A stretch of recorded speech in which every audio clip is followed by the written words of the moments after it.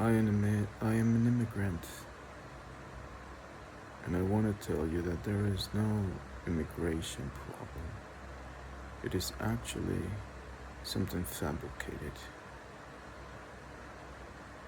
And I speak to the government. You want to fool everybody about immigration just to fill your pockets, running this racketeering through the hotels and through all of the expenses. But in reality, you want them you want all of the immigrants to be here so you can justify the absurd expense. You have judges making mistakes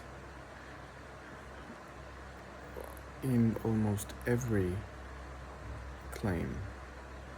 You have immigration claims reaching all of the levels of appeal resources, from the first tier tribunal to the upper tribunal to the judicial review and additional claims. And you have people here engaging in the system for years and years, because the longer the process, the more money is extracted for the contractors, for Clear Springs, for corporate travel management, Circle, you name them. Who is behind all of this? So they break human rights.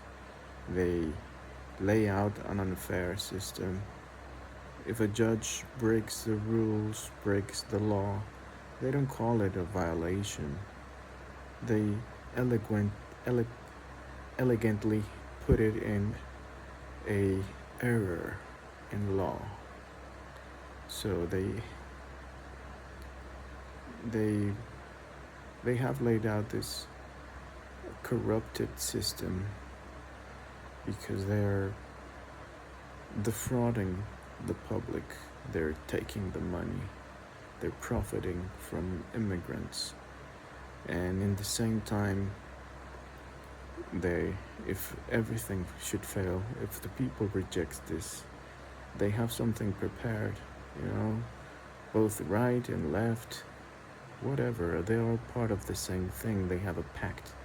They are in agreement. They might appear to be opposing sides of politics, but they're not. If you just complain and you just reject them, they will deploy a plan to take away your rights, to destroy the ECHR. And they will say, okay, the solution is to take away your rights so we can take the immigrants out, when they're not even the problem. The problem is a system that is so corrupt that wants immigrants here so they can plunder the public finances. And when you confront them, they have all kinds of responses, of cynical responses, like, you know, everybody has to make their money, and you know, there's has to be a way to earn enough to fulfill their some sort of ambition, or you know, to fill them. But anyway, this is part of the situation. If a decision maker from the home office makes mistakes, you don't call him a bad worker, you don't call him inefficient, and you don't call him just underperforming, underachieving, just a mediocre, somebody who needs to be fired. You don't call him for that. Right now, they're all making mistakes. It is not it is not something casual or something that is just a coincidental. It is the work of intent. It is intentionally that way. They're making mistakes because the longer the immigrants stay in the system, the more money it is being drawn from the public finances. And they say, you know, they have this narrative to cover themselves, you know, to to say, oh, we're spending so much, because they are. They are spending a lot. And but look at the hypocrisy. Brexit costed 20 times over what it is expended on the asylum system. However, the difference between Brexit and the asylum system is that the Brexit loss is just a loss. There is no winner in that. It's just an absurd loss. It's so stupid that they cannot say it. They cannot say, oh, with Brexit we lost more. They will never focus on that, because there's no way to profit from that. The only way to profit from complaining about how much is being spent is to blame the immigrants, because by doing that you cover your ass by saying, oh, there is a lot of spendage. You make this moral bias, and at the same time you prepare the ground for the next stage, which is capitalizing and politically on a movement, anti-immigrant movement. Pick me because I will get them out. I will fix the asylum system. I will fix the country. When in reality they broke it, because they are corrupt and they are defrauding the system. If you don't believe me, just take a look. Who dismantled the asylum system? Who broke it? Who crippled the third safe country rule? Who is stopping the immigrants from country shopping, from having immigrants come from safe countries and not claim asylum there, but instead pick intentionally a specific country, this being the UK, for example. Specifically, that is country shopping, and that is why you get this saturation of immigration flux, because there is no escape valve. Everything is being bottled up. Everything, it is the safeguards from the system have been broken intentionally with Brexit. All of the return treaties were broken with Brexit. Therefore, there is no return of immigrants. Everybody is staying. And everybody is being judged the same.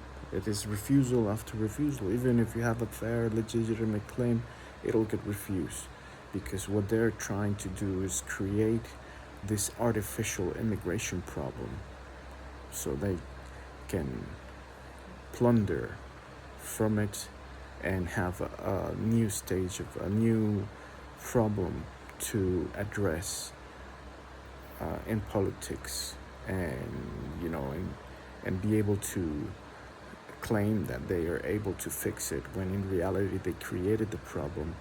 But if you take a look, there is no problem.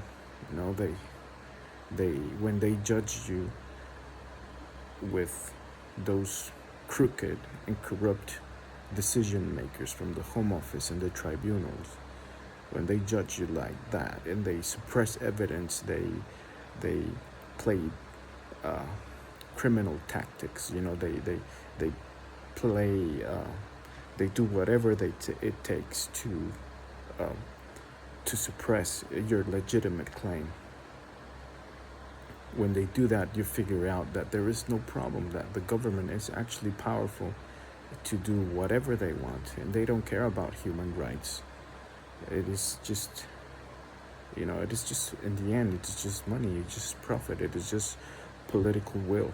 They're working on an agenda, and this agenda is, it is to plunder, it is kleptocracy, it is money talks and power talks. So the one way to make money and keep power is to create an immigration problem and then bring the solution to maintain power. And that way, in that proposal, it becomes one of the elements of that proposal is to take away the ECHR. By taking the ECHR away, they will take the civilians' rights away. That way, you would have a weaker public, a weaker society to rule them, to oppress them. it will be the next stage, an authoritarian state. They will dictate whatever, they're thinking ahead. If society becomes restless, if society becomes convulsive, they have this already planned, and it is a double blind bet, because they planned this. They planned this, uh, expecting that it will play out just the way they plan it. But it is just foolish. These stupid politicians, stupid. But don't misunderstand me. In reality, everybody, when I say everybody is staying, it is just they're staying just to squeeze the system out of money. But the immigrants, they are getting refusals. They are getting refusals. There are the majority, the great majority of all of the decisions that I've come across, including mine, they are refusals on biased grounds, on errors in law. Whatever it takes, they just refuse you to keep you here. They will keep you here for as long as it takes. If you manage to pull uh, an, an appeal either in the first tier tribunal, in the upper tribunal, a judicial review, or if you manage to pull a second claim, or a third, or a fourth, whatever it takes, the longer you stay, the more money is spent on you. And there is a profit, because the companies who take care of you, they do it on a profit. They don't do it for free. So they're plundering. Who is the owner of these companies who provide the services from the home office? You would have to ask, we have to follow the money. But make no mistake, when I'm saying we are all staying here just for them to profit, and eventually they will discard us. They will, because all of these decisions, when they become negative, every time, those are arguments to return you from the country of origin. So if you really are being persecuted and your life is in danger, they don't care, because they already did all of these decisions, without caring without caring about the facts, just plainly doing errors in law and just abusing the law and just prevaricating, making biased judgments. They don't care. They would just squeeze you, take every profit they can from you, and then in the end they will return you, because that is how they avoid the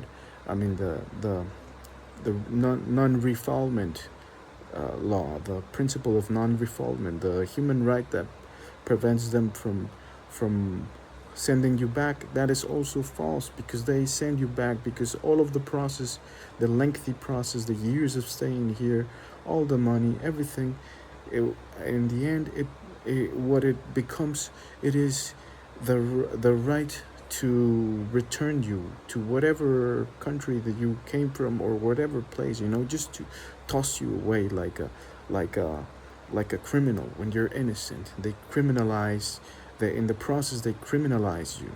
They portray you as a person who is defrauding the system. They can say whatever. Just awful, disgusting, disgusting abuse, systemic abuse, disgusting.